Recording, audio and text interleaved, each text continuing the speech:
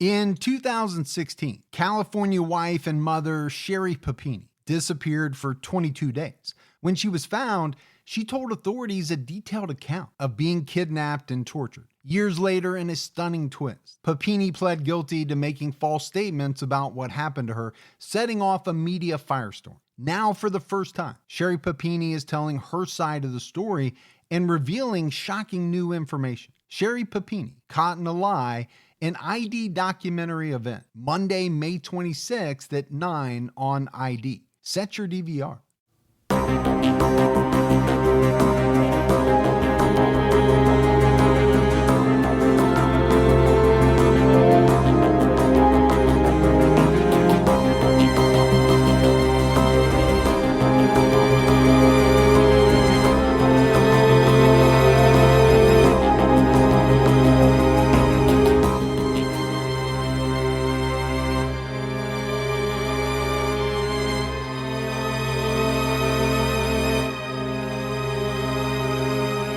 Hello, everyone, and welcome to episode 140 of the True Crime All the Time podcast. I'm Mike Ferguson, and with me, as always, is my partner in true crime, Mike Gibson. Gibby, how are you? Man, I'm doing good, man. Man, I'm glad to hear it. 140, huh? Yeah, and that is so unbelievable. It seems like literally yesterday, you and I were working on 100. Yeah.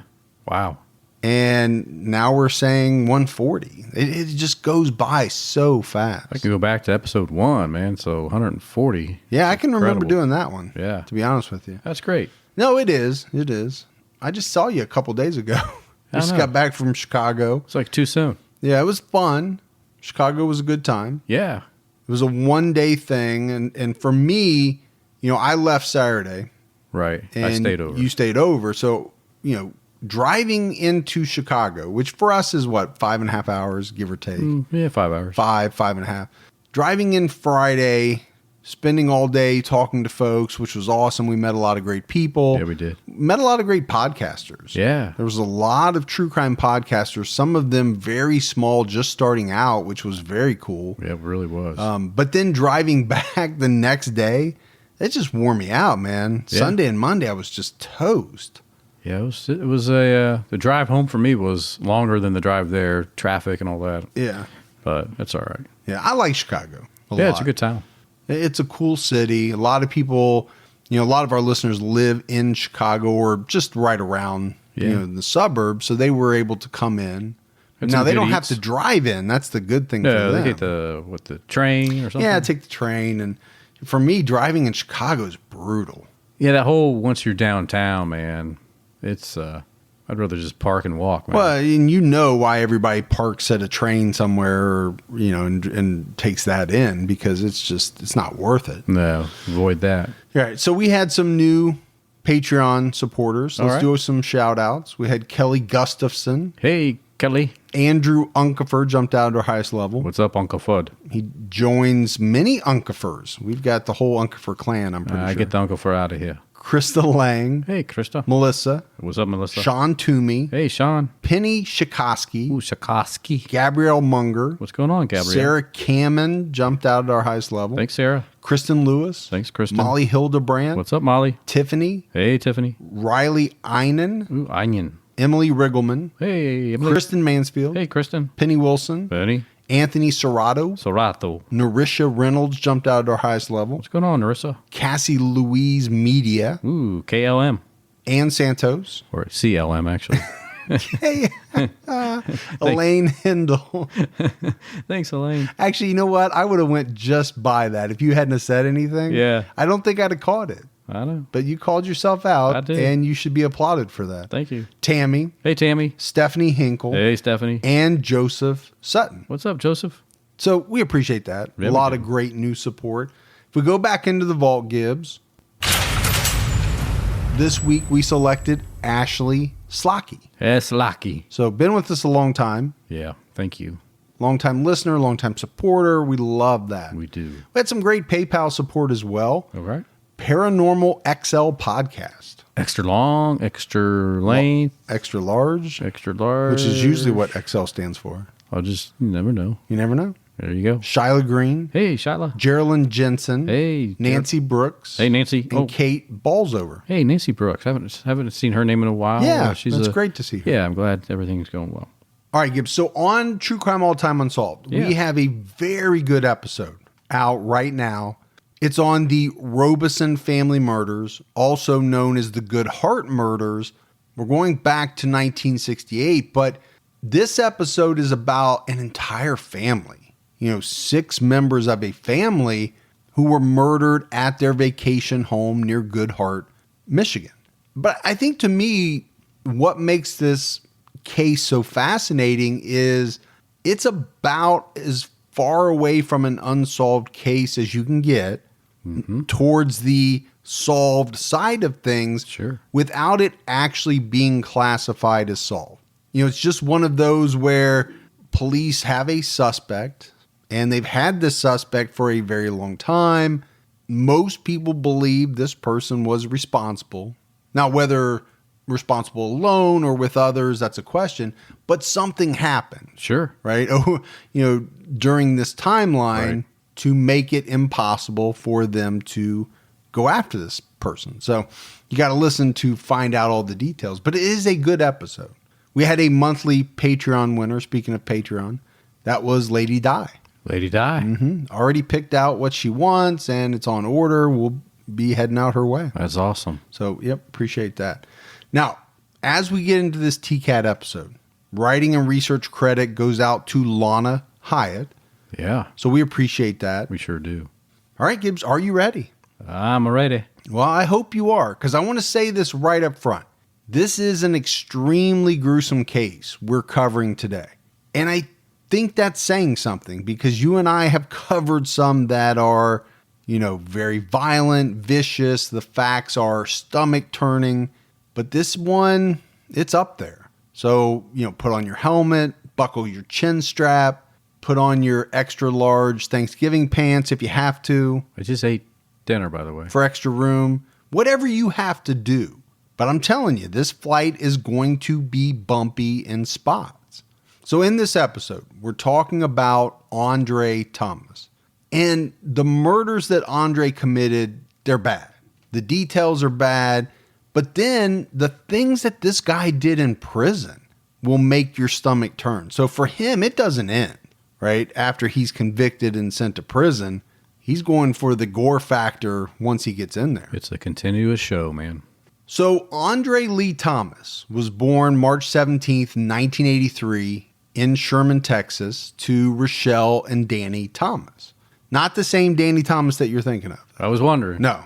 This is not. This is a different Danny Thomas. All right.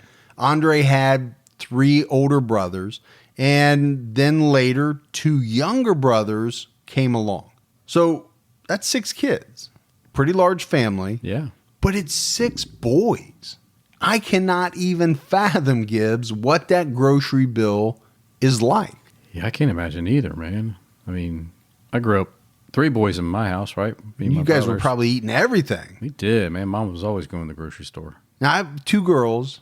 They don't eat that much, but I swear we still spend a fortune on food. My girls have that champagne taste on, and we have a beer budget, so yeah, makes it tough. We go out. My daughter's like, "Can I get the filet and lobster?" And I'm like, "No, you cannot." As you order it, and she's been saying that since the time she was like 10. Well, that's all right though. That's all she wants, man. She's got good taste. She has expensive taste. Let's put it that way. I like a good burger though, man. Well, you're a cheap date. I love going out with you. Yeah. I'll even pick up your tab because you're a burger, fry, beer guy. And you did in Chicago. So I did. Yeah. Because you don't put on airs. You don't have to order the most expensive thing. You're down to earth Gibby. I am. Just give me something good to eat. So back to this Thomas family. They weren't well off. So it couldn't have been easy, and I know it wasn't, to make ends meet. Not only did they have a hard time finding the money for food, Gibbs, there were times where they didn't have water, they didn't have heat, they didn't have electricity. At that point, you're basically camping if you don't have all of those things. And you're scrounging for food. You went camping and you didn't bring any food with you. That's not good, man.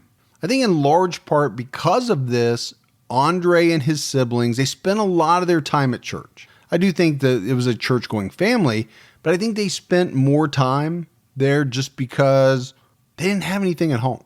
At one point, church members saw the mother, Rochelle, getting water from the outside faucet at the church.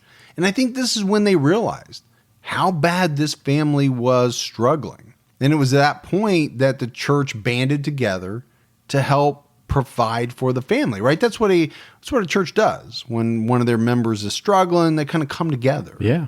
At least that's what I've been told. Well, that's what they do. It's the beauty of it, man. So they're struggling economically, but family life in the household, it was rough in other ways. The father, Danny, he abused drugs and alcohol, had some run-ins with the law. There was a report of a time when the kids were little that Danny came home drunk, grabbed his gun, and yelled the word kill. And then he just fired a bullet upstairs where his 6 boys were sleeping. Now, luckily, no one was hurt, but you're not winning Father of the Year awards by firing bullets, upstairs into a crowded area. No, that's not good. Where your kids are. What's next? Like Russian roulette? Hey, kids, let's sit around the table. Dad's got a fun game to play. Yeah. You're not winning Father of the Year. And really, it was this incident, I believe, that caused Rochelle to say, you know what? I've had enough. You're an alcoholic. You're drinking. Now you're endangering my kids. So this was around the time when Andre was 6 years old. His parents split up. But in looking at the court records, they didn't divorce until 2005. That is a long time. It is a long time. So they split up around 1989 or so. Didn't divorce until 2005. Hung out for a while. Unfortunately, Andre's mother, Rochelle, she wasn't the most stable person either. She believed that she received special messages from God. And this was something that apparently Andre's grandmother also believed, that she too received special messages from God. Really? Yeah, so probably the 2 most influential women in his life walked around saying that they were receiving these special messages. Kind of like that straight movie. From God. Remember that movie with, it was called Weird Science. Do I remember that movie? Yes, that was one of the seminal movies of my childhood. Now, what part of it did somebody receive messages from God? Remember they put it had Val Kilmer in it, right? No, you're talking about Real Genius. Real Genius. That was another seminal movie of my childhood. That's the one I was talking about. Yeah. Where they made that one scientist guy think he was hearing voices. Yeah, exactly. Yeah. That was perfect. It was perfect other than you're in the right ballpark, probably time frame wise. Yeah. I don't know how many years apart they were. 2 completely different movies. Yeah, I remember both of them now. Both great. Yeah, both good. I loved them both. Yeah. But yeah, that was really funny how they did that. Put that little thing in his mouth so he thought he heard messages from God. But these women really believed it and didn't have, Doogie Howser like people putting stuff to mess with them. They honestly believed it. And because of these messages, Rochelle barely worked. So again, not able to provide for the family. And this wasn't a behavior that lasted for like a year or 2. It continued. And she obsessed over these messages and thought that, like you can imagine, Gibbs, they're coming from God. I have to do what he says. I have to do, whatever it is these messages are telling me to do. There are also reports that she would walk around the house nude. Oh, why wouldn't you? Yeah. Has 6 boys and is walking around the house nude. I guess they begged her to get dressed and she refused. Yeah, I guess there's some point in time that you should not walk naked around your kids. Well, I mean, what's worse than your mother walking around in the buff when you've got your friends over? You're hanging out, you're playing Nintendo or something, and your mom walks in nude saying, "Hey, boys, what's going on?" Yeah. Your friends are like, "Hey, dude, your mom's nude." Did you know your mom don't have no clothes on? Yeah. Does your mom walk around like this all the time? Right. It's not normal. At least in my experience growing up, Yeah. It was not normal for me to be at a friend's house, playing video games, eating bagel bites, to have their moms walk in nude. No, that would not be normal. Or sitting around the dinner table, passing the mashed potatoes. That's true. That's just dangerous. Yeah. Might get some hot gravy fall on you. They're asking for problems there, man. There was another time that Rochelle told Andre that she wished she had aborted him. That's nice to say. Hey, yeah, that makes you feel good. Happy birthday. By the way, I wish I would have aborted you. So not a great place to grow up is what I'm getting from this. But what's amazing about it, Gibbs, is Andre didn't struggle at school at all, right? None of these struggles at home transferred over to his school life. He was described as friends as being eager to talk about Bible stories that he learned in church. Fellow classmates said that this was the kind of kid that was the first one to put his hand in the air to answer the teacher's question. Like a Horshack? Mr. Kata, Mr. Kata. I know. That's a good one. And you got the name right, too. Horshack. Remember that movie, Weird Science? A friend of Andre's later came out and said he was a very respectful kid. He was a sweet kid. And he didn't complain. Like, he didn't go to school saying, you know what, man, we got no electricity. I don't even have food to eat. My mom walks around naked. Nope. That's not what he did. And he liked school. He liked learning. He questioned, right? He was inquisitive. He was also a tinkerer. He once took a beat up old Fiat that his dad bought and he put it back together. He didn't know how. I mean, it's not like he went to a trade school to learn to be a mechanic. That's kind of impressive. I was a tinkler. I know you were a tinkler. I said he was a tinkerer. I didn't even get it out. Meanwhile, I can't figure out how to put together a damn bookshelf that my wife bought, and it has an instruction booklet. Yeah. And you're like, why is these 2 screws left? I always have 3 or 4 extra screws, man. And I know they're supposed to go somewhere. Well, they hasn't fallen down yet. So while he was in school, he would draw. And he drew these very intricate drawings of futuristic cars. And he would tell his classmates that that's what he was going to do. Someday he was going to design cars. He was a dreamer and he got good grades, right? He really did excel at school. And that's not something you and I talk about a lot. You don't hear us saying that about a lot of the people that we talk about, right? Most of the time they don't care about school. They're not good at school. They've got low IQs.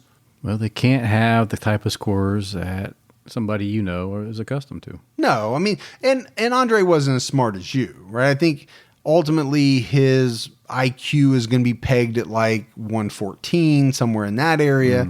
So he's not in Mensa. No, so he's far. not Gibby, but he liked school. He was smart. I designed some pretty cool looking cars too. So I'm just saying, you just want that out there. Yeah. Didn't you design that Ford Fiesta back in the day? I could draw a really nice Ford Fiesta, make everybody out there proud. But there's always that point, right? In every episode.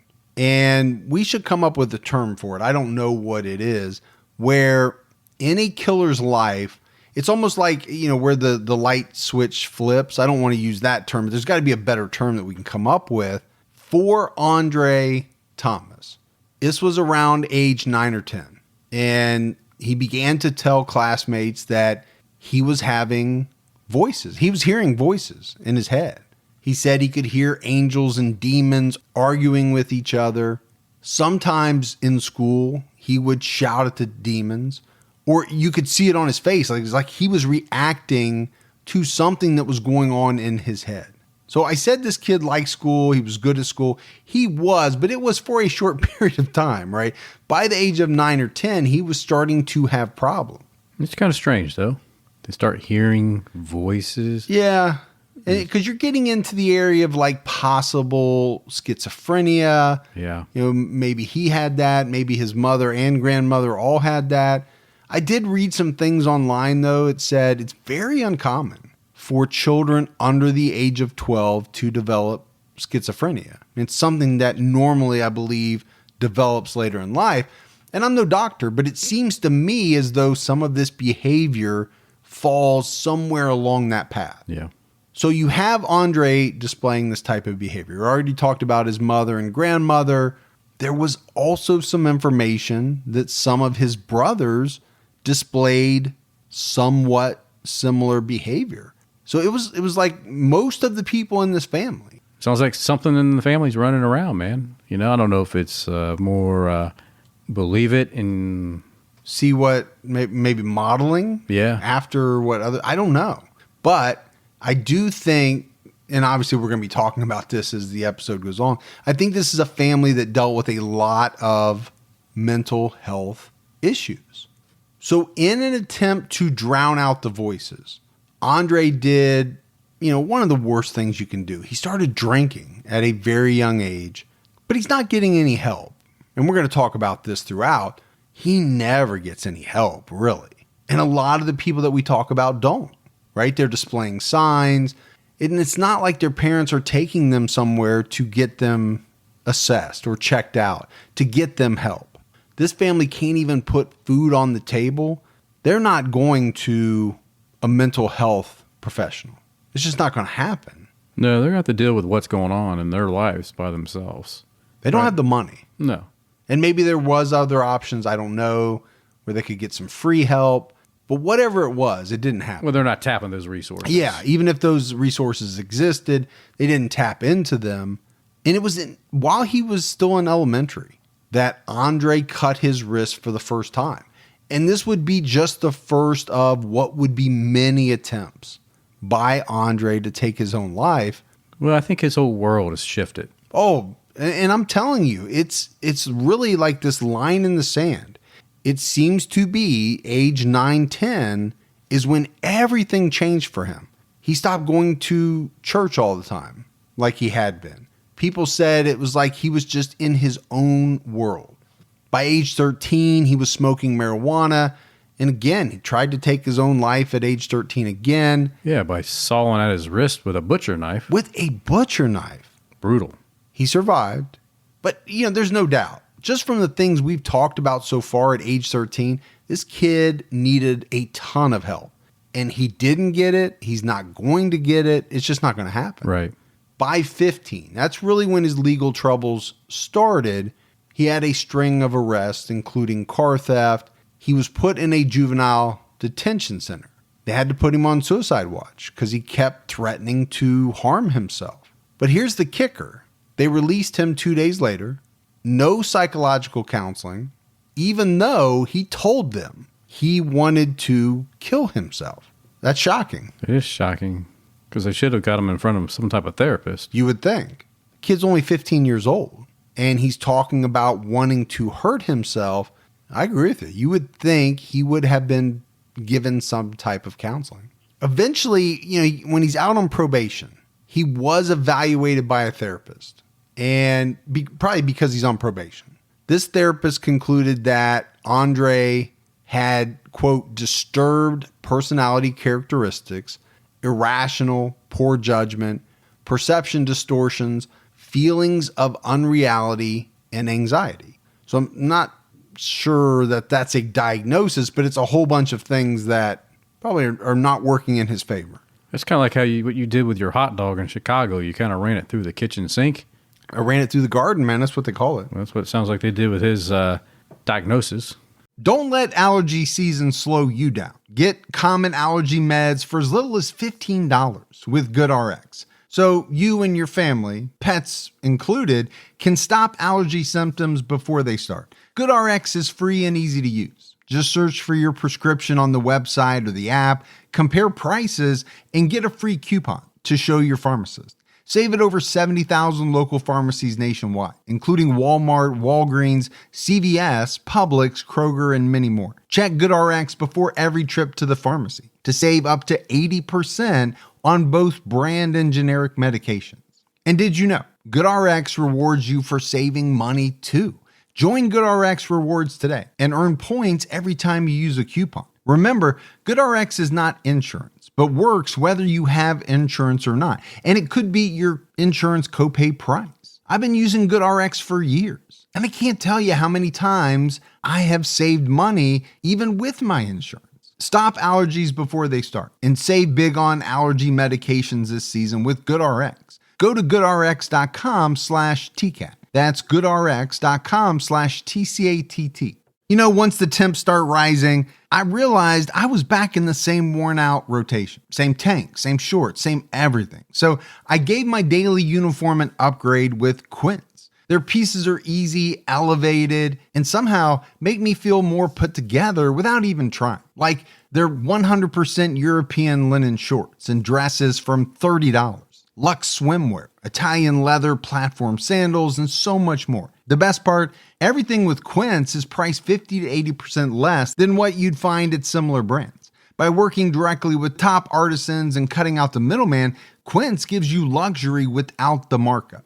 And Quince only works with factories that use safe, ethical, and responsible manufacturing practices and premium fabrics and finishes. I'm getting ready to stock up on shorts for summer from Quince, and I know they're going to be amazing because everything I've ordered has been of the highest quality, and the prices are amazing. Treat your closet to a little summer glow up with Quince. Go to quince.com/TCAT for free shipping on your order and 365-day returns. That's QUINCE.com/TCATT to get free shipping and 365-day returns. Quince.com/TCAT. So this kid is still very young, right? 14, 15 years old. He's going through a lot of stuff. But even through all this, he managed to fall in love with a girl named Laura Boren. And they were close in age. I think she was 14. He might have been 15. But very quickly, Laura became pregnant. And Andre made the decision that he wasn't going to be a deadbeat father. Maybe it's because he witnessed his own father, be kind of a deadbeat guy. And he decided he wasn't going to do that. Whatever the case, he dropped out of school in the 9th grade. And he started working full time. He worked at Burger King. He worked at Red Lobster. I mean, very tough, I would think, to have and raise a child, 14, 15 years old, working full time, making minimum wage. That would be very tough. You're struggling all the time. Well, first of all, you're very young. You don't really have the life skills, capacity. Yeah. You don't have the experience. You don't. Yeah. It's going to be tough. It's going to be really tough. I mean, don't get me wrong. It can be done. Oh, it can be done. A lot of people have done it. More so if you have the right support around you. My thing is, though, I think a lot of people have done it. How many people do it at age 14, 15? To me, it's not working at Burger King and raising a family. People do that. To me, it's trying to do it all at 14, 15 years old. I just think that is extremely tough. Yeah. But what's interesting about this relationship, Laura's parents later talked about, how much they loved Andre. They said he was charming. Now, Laura's father said, quote, he was extremely good at presenting his best side. I've known quite a few people like that when you're around them, you get the best version of them. But their spouse or their significant other or whatever sees the real them, and maybe it's not so great. Yeah. So Andre and Laura had a son, and they named him Andre Jr. They also gave him the nickname Juicy. Juicy Couture. Juicy Couture. Yeah. No, I don't think that's what it was. You used to wear the sweatpants? No, I did not. That said Juicy on the rear end? You used to. No, I did not. You wore them all the time. Can you imagine me wearing sweatpants that said Juicy on the ass? I don't have to imagine. I've done seen it. Believe me, it was disturbing enough. So for the first few years, the relationship between Andre and Laura, it worked out pretty good. I think they had some support, Gibbs, and you kind of talked about needing some support. I think they had it from Laura's family. I don't think he was getting much from his family. We know that. But it was going so well that in March of 2001, Andre was 18 years old and they married. He and Laura got married. In the beginning, it was pretty good. Most marriages start out pretty good. Many of them hit a rocky patch, and this one did. But this rough patch came pretty quickly. It's about 4 months into the marriage. Now, keep in mind, they've been together for like 3 years. It's something about once you make it official. Yeah. You have a piece of paper, tie that knot. Sometimes things just go a little different. Well, they broke up. They broke up after 4 months. They separated, but they didn't divorce. And I think this was a major trigger for Andre in his life. It was at this point his behavior became increasingly erratic, and the voices in his head became louder and louder. It was said that he started to become obsessed with the book of Revelation in the Bible. It was also said that he would duct tape his mouth shut for days at a time. I have no idea why. Maybe so he didn't scream back at the voices in his head. Interesting. Because there was talk about a lot of screaming at no one in particular. No one in the room. See, people have many uses for it. I use it for something different than that, but there's many uses for a good duct tape. Through all of this, what you'd have to call erratic, strange behavior, Laura's family continued to love and support this guy. He was the father of their grandchild. They considered him to be family. Now, Laura, she's working, right? She's trying to support herself. She's trying to support her son. Andre was going the other way. He was becoming increasingly unstable. He once assaulted a man that he accused of sleeping with Laura. And it was during this time frame, 2001, 2002, after the breakup, he started to get in trouble with the law. I mean, constantly. The rap sheet for this guy in those 2 years, it is stuffed with things. Now, they're fairly minor, but it's a long rap sheet for a 2-year period. Yeah. And it culminated with him going to jail for about 3 months in 2002. Laura moved on, and eventually she moved in with another man named Bryant Hughes. In 2003, they had a daughter, Leah Marie Hughes. But I think the thing that never changed for Andre was that he was fixated on Laura. I'm going to get you back, baby. He never moved on. She moved on. He didn't. That's the moving on part's very difficult for a lot of people. For some people, it is. The problem with Andre is not that he's having trouble moving on. He's fixated with this woman. That's a problem, too. In 2004, Andre shifted his focus. He was smoking a lot of pot. He was drinking. He switched it over to taking cold medicine. Really? Yeah. Specifically, it was said it was Corsedin. Cortisone? I don't even know if they still make that one. Yeah, they still make that one. Do they? Yeah, it's one you're supposed to take if you have certain heart issues. Now we're getting information from Dr. Gibby. Yeah, WebMD, man. Instead of WebMD, it's WebMG. Or Web Gibby. Or Ooh. That would have been better. Web Gibby. But I'm assuming it's one of those that they probably put behind the counter now.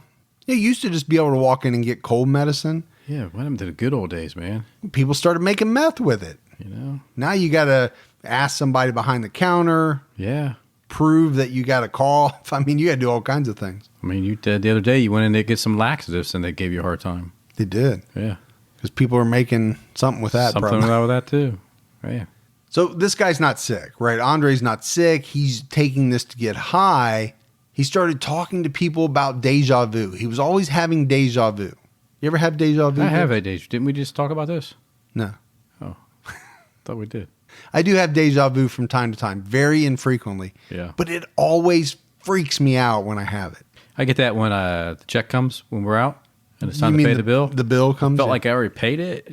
And so you just get up and leave? Yeah. And whoever's left has to take care of it? I think that's where the problem comes in. I've been the recipient? The recipient of being on that end of the bill. Yeah. So, it's the deja vu. My bad. So 20 days before these murders that we're getting ready to talk about, Andre tried to take his life by taking a bunch of this Corsedin and other medications. He didn't die. He was taken to a local facility, but again, didn't get treatment. And this time I think the guy could have. I think he left and said, you know what? I don't need it. And then just days before the murders, he drank a bunch of vodka, took a bunch of these Corsedin tablets, and he stabbed himself. Oh. This guy's not doing well. No. His mom took him to the hospital this time, but again, it's like a broken record. He left this facility without getting a drop of treatment. You wonder why he does what he does. Yeah, I mean, again, I cannot stress enough the importance of the fact that he never really received any type of treatment. And we know he needs it just by talking through the things that we've talked about. Now, it could have been that he didn't want it. It could have been that he refused it. But the key is he didn't get it. That's the bottom line. March 26, 2004. This is the night before the murders. Andre was actually hanging out with Laura and her boyfriend, Bryant. Little love triangle thing, or? Yeah, they're hanging out in, I think, their apartment. I just found it odd. Yeah, third wheel. Third wheel, but a weird third wheel. Well, yeah, strange third wheel because he's the ex. But what happened as they're sitting, in the apartment, Andre sees Bryant with this extension cord. And I guess, like something went off in his head. And he started to believe that Bryant was going to kill Laura. So he goes into the kitchen and he gets a knife. He's got to have this knife because in his head, he has to kill this boyfriend, Bryant, before he kills Laura. He's hearing voices, and he would later say that these voices are telling him that Laura's a slut. The children were the Antichrist. I mean, these are some very strange voices. Very strange. But according to him, the voices are saying the only way to cure Laura and the kids is to kill them, to release the demons from their souls. But he doesn't kill them that night. Something stopped him. And I guess he decided that it wasn't the right time. And it was around 10 p.m. Bryant drove him home, which again, I also think is strange. The boyfriend is driving the ex home. I don't know. Maybe I haven't been in many of those situations, but I find it strange. A little bit.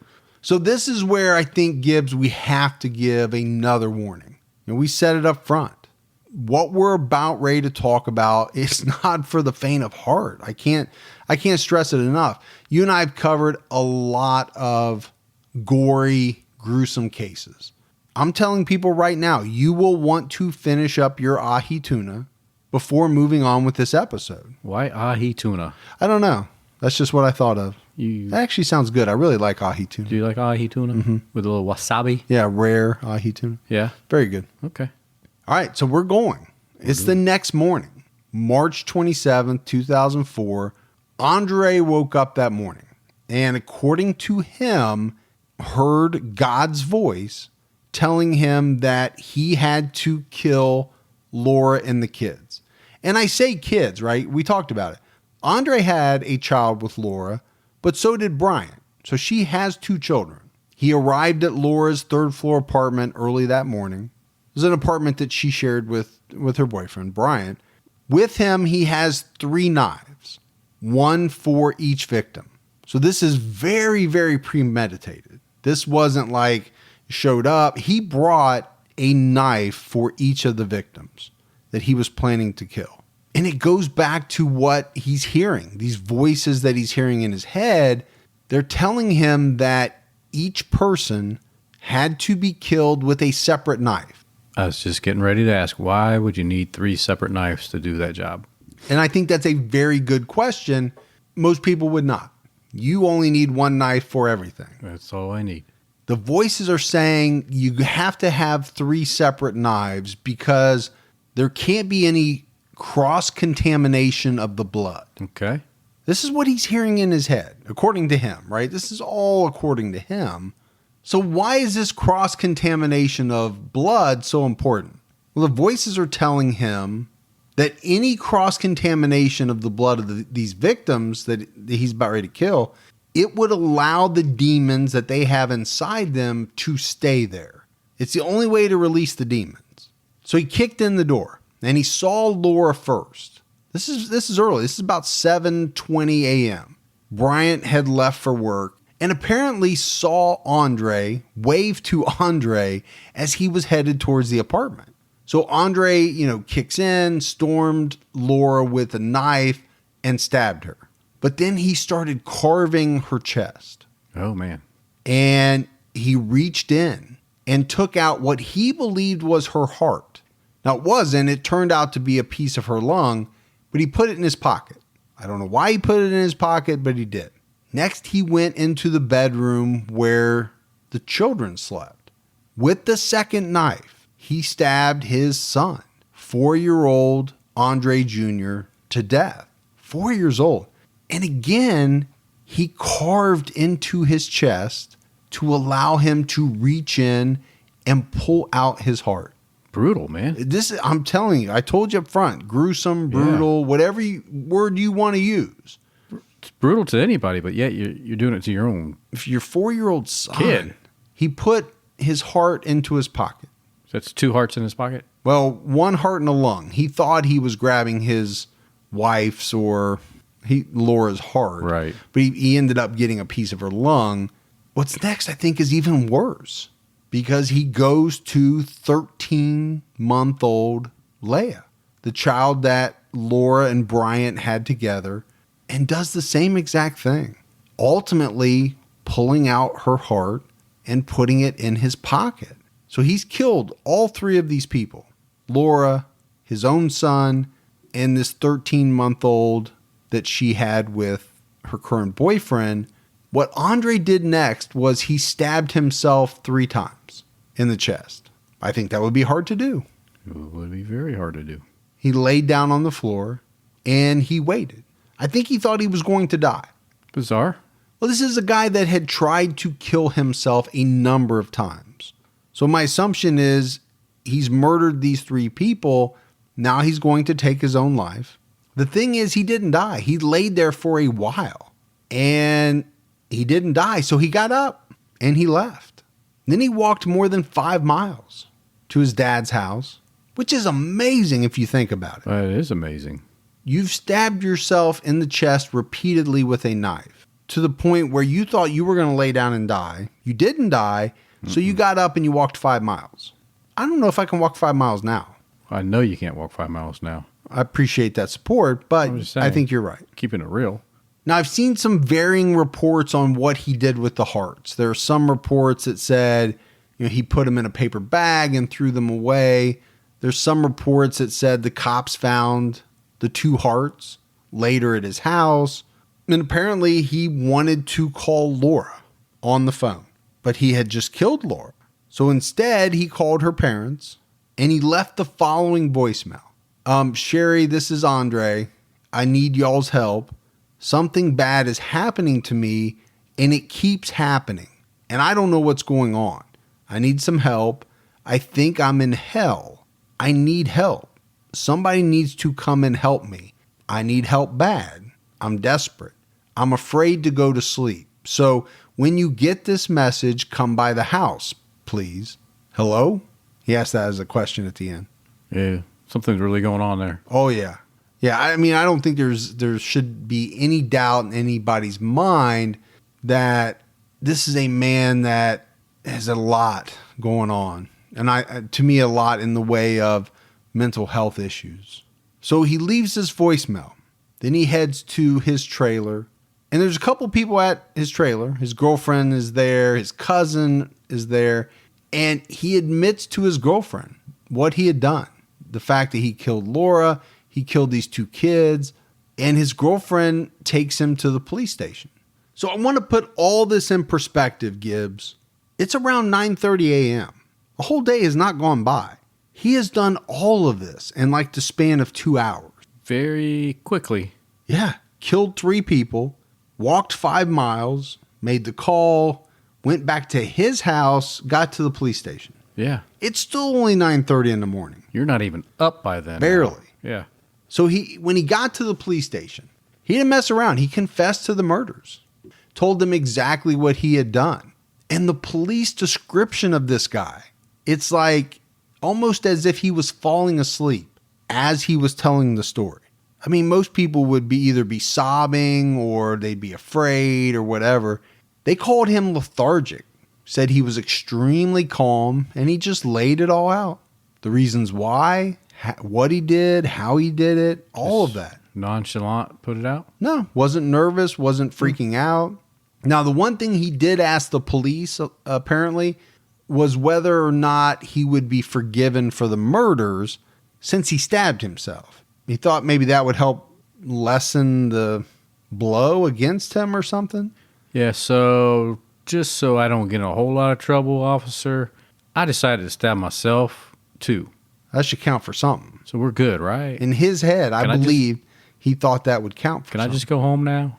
Well, you just picture, a dumbfounded police officer listening to this and saying, no, That is not how that works. But Andre did have some serious injuries, right? He had stabbed himself 3 times. He needed medical attention. They took him to the hospital. He underwent some emergency surgery. I mean, some of his injuries, they said, were life-threatening, if they didn't get attended to. After the surgery, he was transferred to the Grayson County Jail. And it was on March 19th that police videotaped his confession. And again, he went into it all. Said that God told him that he wanted Andre to kill his wife and the 2 children. Described everything in detail. That occurred that day. Yeah. Yeah. The stabbing, the cutting, the pulling out of organs. It's just going to get worse for him, though. It's going to get worse for him, but luckily nobody else is going to get hurt. I mean, he's done an incredible amount of damage already.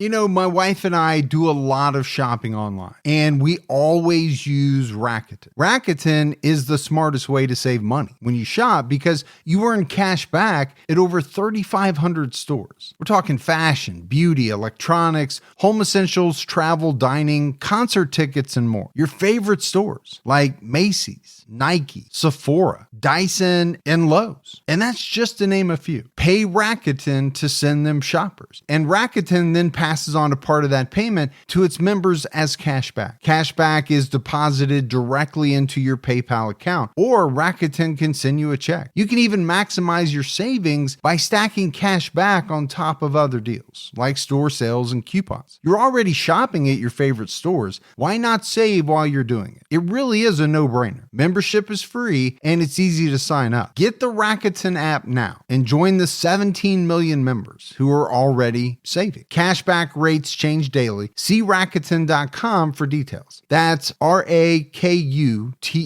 Your cash back really adds up. Hey folks, see if you've ever had this problem. You're trying to eat a little healthier, but you're in the grocery store aisle, you're looking at packaging, nutrition labels, and they're so confusing, you don't know what's good for you and what's not. Well, this is why I love Thrive Market, my go-to online grocery store for getting all of my healthy essentials delivered, and I don't even have to leave my couch. Finding better options for the whole family is easy with Thrive Market's Healthy Swap Scanner. Just scan a product, and it instantly recommends healthier swaps. This is how my wife and I found our new favorite snack, IQ bars. Sometimes I eat one in the morning with my coffee, sometimes just later on in between meals. They also have so many on-site filters that make it simple to shop by the needs of everyone in the family. Maybe you have someone who needs gluten-free food, somebody that has a peanut allergy. Well, no more scouring ingredient labels when you can just filter it all on Thrive Market. My wife and I often use the high protein filter to stock up on things like Sieti chips. Ready to make the switch? Go to thrivemarket.com/TCAT for 30% off your first order, plus a free $60 gift. That's THRIVE market.com/TCATT, thrivemarket.com/TCAT. So he's in jail. And like you said, his behavior, it gets worse. I don't know what the clinical term is for it, but this guy, he's gesturing wildly. He's making announcements that he's going to save the world. He kept telling everybody he was the 13th warrior on the dollar bill. Is there warriors on the dollar bill? I have no idea. I don't believe so. No, if I had a dollar bill, I'd get it out. But you know me, I don't carry money, so I can't look. As far as I know, there's not 12 warriors on the dollar or 13 warriors on the dollar bill. You got a dollar bill, you can let me look. I'll get back to you. I've fallen for that one before. Yes, not again. Not again. He kept telling other prisoners that the kids weren't dead, that he freed their hearts from evil. Okay. Now, the one thing he had in jail with him was a Bible, right? He grew up in the church. He was very well versed in the Bible. It was one verse really that spoke to him. Matthew 5:29. And it goes, if your right eye causes you to stumble, gouge it out and throw it away. It is better for you to lose one part of your body than for your whole body to be thrown into hell. Yeah. So what do you think that means? What do I think it means as far as the Bible believes it means? Yeah. I don't know. Get rid of something that's the one thing that's causing you to not do well. before it brings down the rest of you, your entire being. Exactly. But I think he took it very literally, where it talked about your right eye. And this is only 6 days after the murder. I mean, he's not been in jail for months and months and months. Not even a whole week yet. No, he hadn't even been in there a week. He takes it very literally. He reaches into his right eye socket and he pulls his own eye out. Like the Poppin sisters. Just Pop it out. Just popped it out. Yeah. Pulled it out.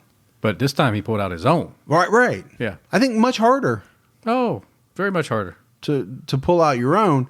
I don't recommend pulling anybody's out. I'm not saying that, but I think very much harder to pull out your own. It's a commitment. You got to follow through. Once you start. Once you start, yeah. there's no halfway with that. No. You can't pull it out halfway. That's just asking for trouble right there.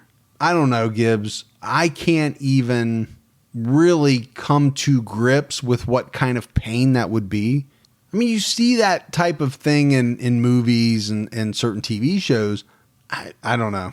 Real life, to do that to yourself. I don't know, man. I don't think you could do it. Well, I know for a fact I couldn't do it. Number one, I would never want to. Even if I had to, how do you even get in there? How do you grip it? How do you... It's a mechanically, how do you even do it? dig, scoop, and pull. Oh, gosh. So he's rushed to the hospital. And apparently he just kept asking to talk to Laura. He wanted to talk to her. He wanted to ask her for her forgiveness. This is a woman that he has killed. And he's saying he wants to talk to her. So I don't think it's any surprise, right? Everybody involved with this case in the beginning agreed that Andre Thomas was not fit to stand trial. I mean, even the prosecution agreed with that. He was sent to a state psychiatric hospital for treatment, and this was probably the first time that he got any type of help in his entire life.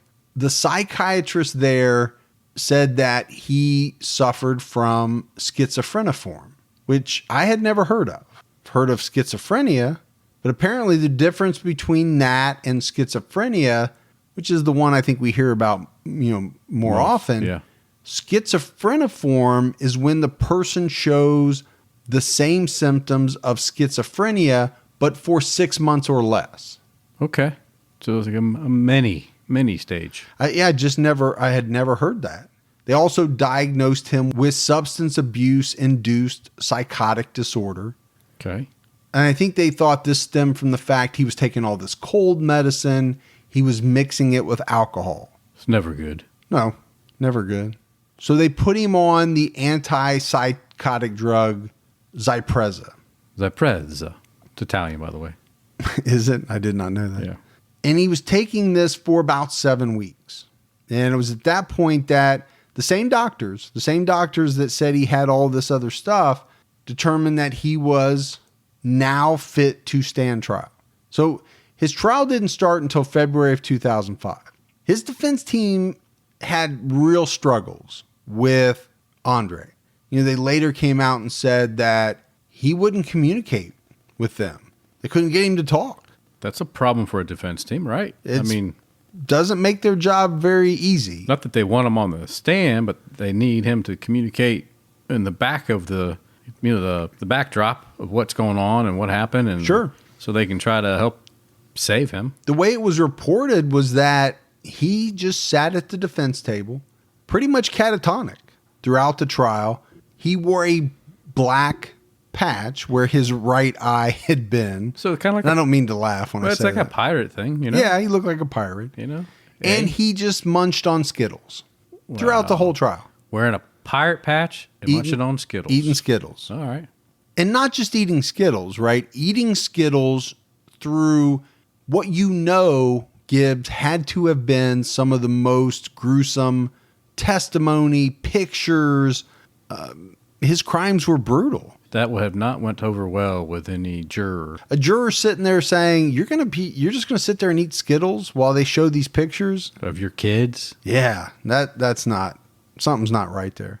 And we're not going to spend a lot of time on the trial, but you can imagine, right? We've already talked about what happened, the facts presented, the testimony. It was all extremely rough. Some doctors testified at the trial that Andre Thomas was deliberately exaggerating his symptoms of mental illness to avoid punishment.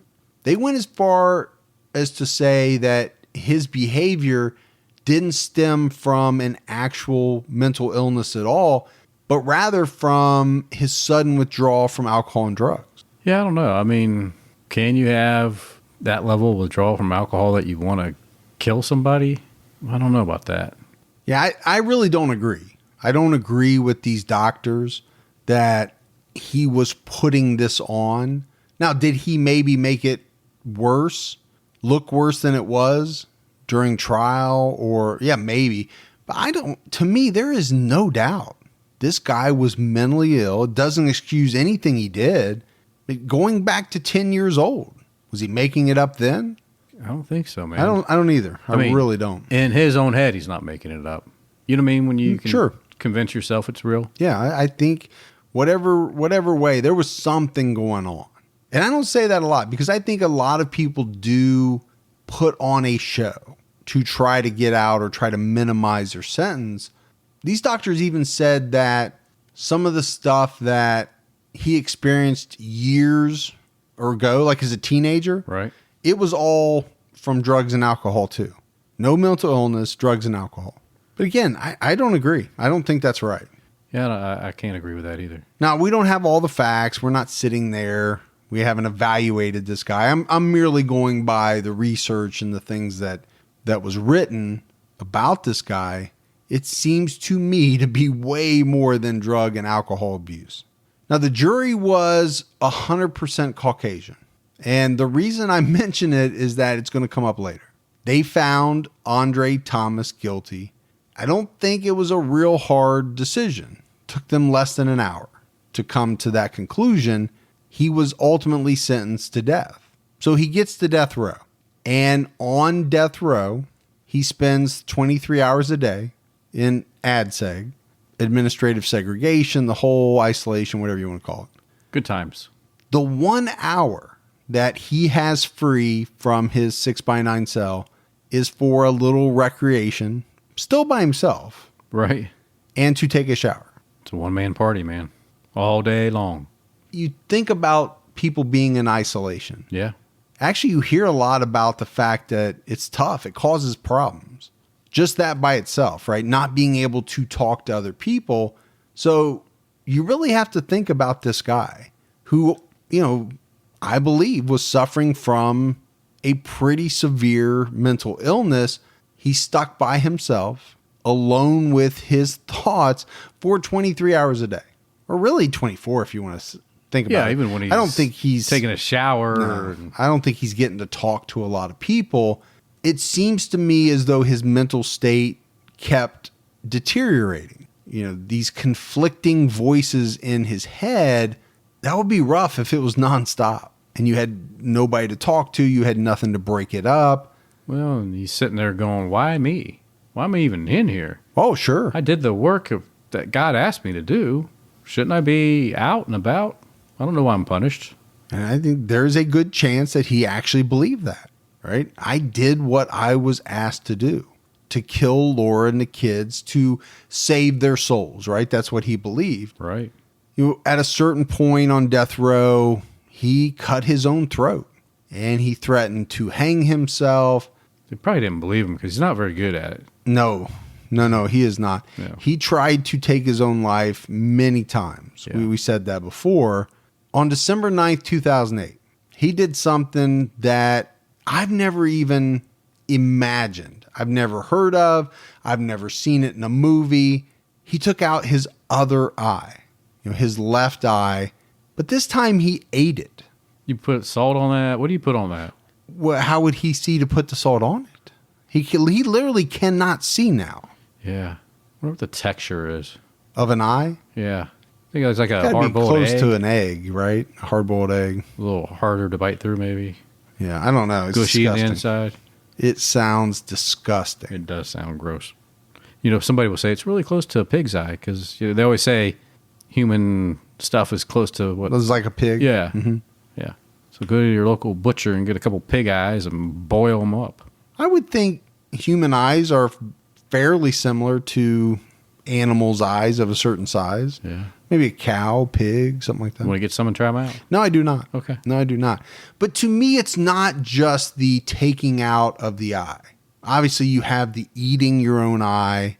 But add on to that the fact that you've now just made sure you can't see a thing. No. You are completely blind. You ate your eye. Now you can see your own shit, but that's about it. That's it. That's all you got.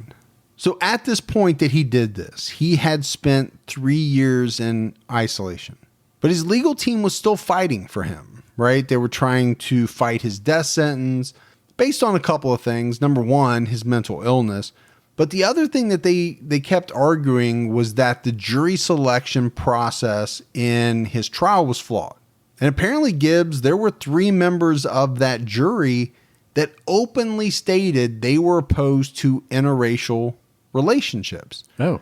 And this is important because Laura was white and Andre was African American. I didn't mention it before because it didn't matter. Right. It really only comes into play when you find out that there are members of the jury that were not just opposed to it, actually said in court, you know, when they're asking them questions during voir dire, that they were opposed to it. But that wasn't it. You know, we know there's racial bias in this world. Nobody's naive. But even so, I have a hard time believing that any jury, regardless of the makeup of that jury, could have gone any other way than what this jury did. I mean, it's not like you were not going to find this guy guilty. No, I think the outcome would have been the same regardless. I mean, you could have put 12 green people on there. They were going to find this guy guilty. Yeah. But it's so interesting. You have to talk about some of these jurors. I guess one juror told lawyers and the judge during selection that, quote, the bloodlines shouldn't be mixed. Okay. That's some Ku Klux Klan type talk there. It certainly is there. Another juror said that children from an interracial couple would, quote, not have a specific race to belong to. So they didn't believe in it. And then there was another juror that said interracial relationships were, quote, contrary to God's intent. Right? So these people have their own thoughts. They're entitled to their thoughts, whatever. I don't agree with them. I know you don't agree with them. But what's amazing is that Andre Thomas's trial attorney didn't really aggressively challenge these people as jurors when they openly said that they had these racial thoughts or whatever you want to call them. I find that fascinating. It's definitely interesting. You would think any trial lawyer would say, nope, bye-bye, you're gone. See ya. You know, I have an African-American defendant, my client. You're saying things that make me not want you on this jury. I'm striking you. I'm using my challenges. Maybe the guy ran out of challenges at some point. Dad was stuck with what he had. Maybe there was so many people that had those type of thoughts he couldn't get rid of everybody. But that didn't seem to be the case. It was really, in the research, it was more about the fact that they weren't challenged. Like, okay, you got those thoughts? Come on in. Come on in. Let's do this. We're going to make you change your mind anyway. Didn't make any sense. But, you know, as of now, Andre Thomas, he's just hanging out on death row, completely blind. Cannot even imagine. Of his own doing. Yeah, can't blame anybody. Took both his eyes himself, ate one of them, and now he can't even read the Bible. Well, they probably get him some of those books on tape. Books on tape. Maybe. You know. But, you know, fighting the court still, he and his legal team, on whether or not his death sentence was legal. That is the one thing that there are still a lot of articles about, and pretty recent articles. You know, the state of his mental health, you know, should his sentence really have been death? Not that he didn't do it. Obviously, everybody knows he did it. Right. And he deserves to pay for his crime. I think the real question in this case, in a lot of people's minds, is this guy was so obviously mentally ill. Was the death sentence the right thing? Now, he hasn't been put to death yet, but he will be if something doesn't change. Yeah. Some tough answers there. Yeah. And like I said, I don't agree with the doctors that testified this trial. Maybe they knew something that we don't know, but I just don't see how there's any way that this guy does not have serious mental health issues. But that's it. That's the case of Andre Thomas. And, we said it up front, and I still agree. It is one of the most gruesome cases we've covered. Yeah, something about people. I mean, it's gruesome when they do things to other people. That's terrible. But something about digging into your own body, it's messed up, man. Well, digging out your eyeballs. We talk about killers. That's what we do. Yeah. We talk about people that make the decision to take other people's lives. I don't get the whole, I don't know how you could do that to your kids, man. That's the thing. I mean, look at the people that he did this to. And that's not even that out of the ordinary. I hate to say that, but Right. we've talked about people before that have killed their family and their Sure. kids and that. But to carve them up and remove their organs and stick it in your pocket and then leave. Yeah. Because you think that by removing the hearts, because he thought he removed all 3 hearts. He did. He didn't know one was a lung. Right. He thought by doing that he was somehow in some, twisted way saving their souls. He thought he had to do that. Or at least that's what he claims. Yeah. And, you got to go by some of that. I just can't comprehend that. Yeah, brutal. Now everybody can go back to eating. Yeah, go ahead and pick that sandwich up now. That nice deli, like roast beef, like maybe rare, a little bloody on it. A little bloody on it? Did I just say a little bloody? You did. I don't know what that means. You eat that rare roast beef sometimes on sandwiches. It's like, I don't eat roast beef that's bloody they on a sell it at sandwich. Jimmy John's. No, you don't go to Jimmy John's and get roast beef and there's blood dripping off of it. Oh, there has been when I've gotten it. No, you are going to a place called Jimmy Joe's or something, like some knockoff that you get for like a third of the price of Jimmy John's. Yeah, but You're not getting a bloody roast beef sandwich at Jimmy John's. I'm telling you. I'm calling BS on this whole thing. It's bloody. The bread turns like a pinkish color, man. Okay. Is maybe it the juices? Yeah. Juices Yeah. is different than blood. I don't know, man. I don't know. I'm not buying Still it. a good sandwich. I'm not buying it. We got some voicemails, Gibbs. You want to check those Yeah, out? let's hear 'em.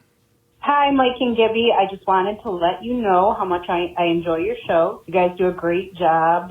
Very easy to listen to. Timelines are great. You guys have the best true crime podcast out there, so thanks for that. I do have a case suggestion for you that's very close to me. His name is Gary Lederman. He's also called the Elmer Fudd Killer. He was convicted of killing Jane Mixer in Ann Arbor, Michigan. The unique thing about this case is that her murder was lumped with a serial killer at the time called the Co-Ed Killer, and that was in 1969. But Gary was actually arrested 35 years later because of DNA evidence. I grew up with his family in the 90s, spent tons of time with them, and it was a shock when he was arrested, and then he was sentenced to life in prison. So hopefully you're interested in this case. Again, thanks for everything. You guys are awesome, both of you, and keep your own time ticking. Bye.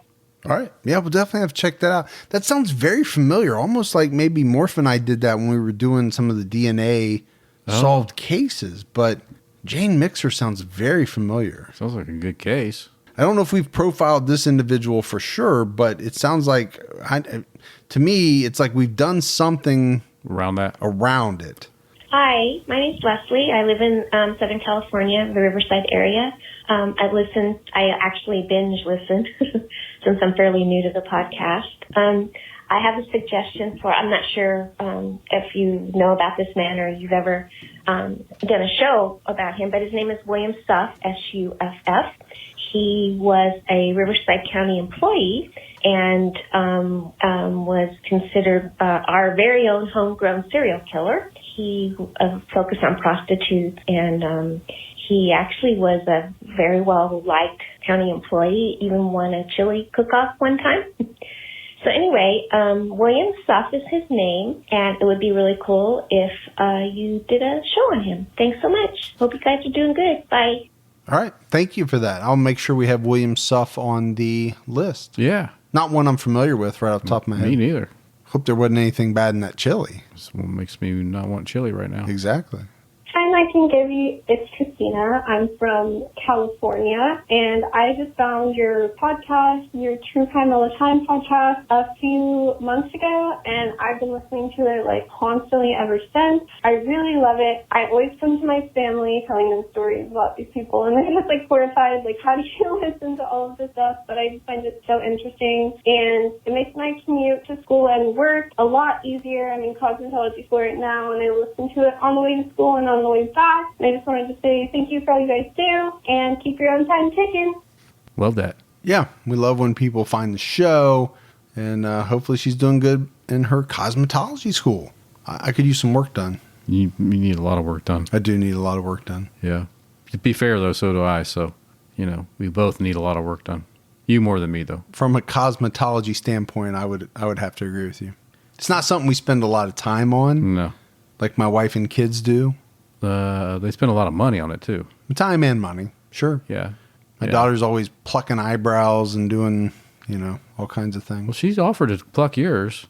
Yeah, I'm not in. Well, she gets overzealous with hers sometimes, and they get like razor thin. I'm like, there's nothing there. Yeah. Easy. I gotta have a little bit there. Yeah. Otherwise, your pencil or marker. Yeah, the men, I'm pretty aren't you? sure if I let her go just unchecked, Yeah. she'd probably just take them all out just on purpose It'd be to funny mess with me. It'd be funny if she did to yours. Yeah, then it'd you be could be like a hilarious. Seinfeld episode. With Uncle Leo. Uncle Leo. Yeah. Why are you so mad? Yeah. Hi, Mike and Gibby. My name is Kim, and I am from Virginia. I listen to your podcast every week, and I have my entire team at work listening to you, too. So for those that are listening to you, I wanted to give them a big shout-out. They know who they are, and get back to work. We are all Team Mike. We don't have a favorite. We love you both. Keep your own time ticking. An office that listens to TCAT together outperforms everybody else. They do. And Kim and her folks do not play favorites. I just like that she said, get back to work. But you can listen while you work, but get back to work. That's what the little... you can do it. Sound it out. The little elf, Snow White, the dwarf. The little elf. Whistle while you work. Well, Listen while you work is the same thing. Okay. So where he's going with that? It just took a while to get there. It's a long train. It is a long to train Gibbyville. sometimes. It is, But that all stops at the same place. And sometimes it just completely derails halfway there, and it never makes it to its had some destination. pretty bad derailments. We have. Yeah. But the cleanup's always fun. It is. Gibbs, we had mailbag. Jordan Richard sent us a big package of beef jerky. There's even cricket jerky in there, which I'm not sure what that is, but you and I will have to try it and then report back what it tastes like. Jordan also sent a donation through the mail, which is awesome. Have to give a big shout out for that. And then we had Mary Beth Long, big Patreon supporter. She heard us talking about Utah. She was one of the people that had sent us fry sauce in the past. She had also sent us Utah salt. Gibby, you talked about that. She sent us a whole bunch of salt, as well as a few other things. So Mary Beth is amazing. We really appreciate that. And we got 2 postcards, one from a 14-year-old border collie and one from a 3-year-old guinea pig, who apparently both love the show and who are also able to write postcards, which I thought is really cool. All right, folks, that is it for another episode of True Crime All the Time. So for Mike and Gibby, stay safe and keep your own time ticking.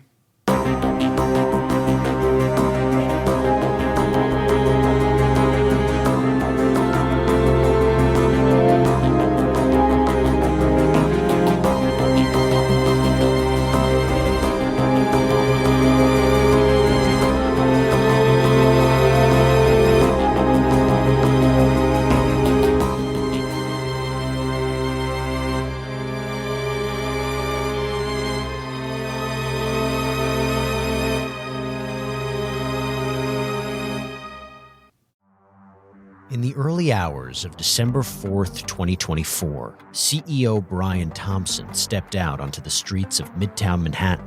This assailant pulls out a weapon and starts firing at him. We're talking about the CEO of the biggest private health insurance corporation in the world.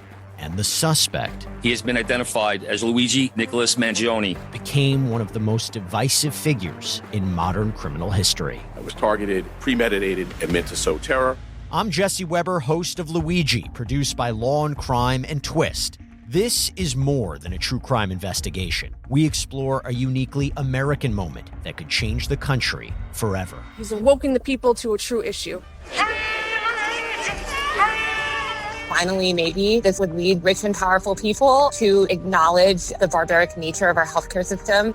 Listen to Law and Crime's Luigi exclusively on Wondery Plus. You can join Wondery Plus in the Wondery app, Spotify, or Apple Podcasts.